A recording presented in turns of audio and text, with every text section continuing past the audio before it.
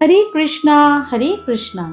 ज्ञान रूपी नैया में बैठ पापी भी तर जाता है। आग में जलकर जैसे ईंधन सारा भस्म हो जाता है।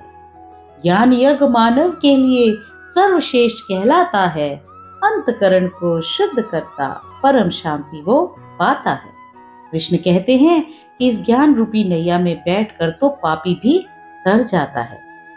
ज्ञान पाकर पापी भी उस निष्काम कर्म को समझ जाते हैं। इसलिए ये बिल्कुल ना समझें कि अगर हमसे कोई पाप हुआ है तो हम ज्ञान नहीं ले सकते। यदि आप भी इस ज्ञान रूपी नाव में बैठकर तरना चाहते हैं तो देर किस बात की। जैसे जलती आग में सारा ईंधन जल जाता है, उसी प्रकार जब आप ज्ञानी हो जाते हैं तो आपके सारे बुरे कर्म भी भस्म हो जाते हैं।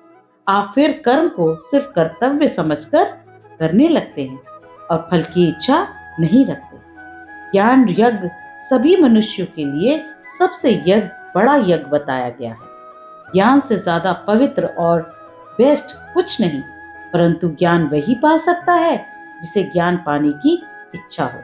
जिसे इच्छा ही ना हो वो ज्ञान कभी नहीं पा सकता।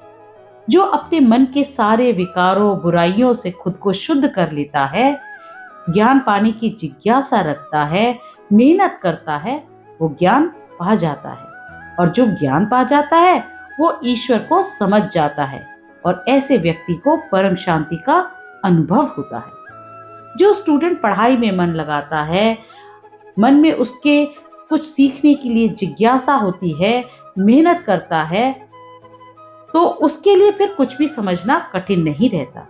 परंतु जो पढ़ने में रुचि ही ना रखे, अपना ध्यान ही ना लगाए और मन को इधर उधर भटकाता रहे, उसे ज्ञान कोई नहीं दे सकता। हरे कृष्णा हरे कृष्णा।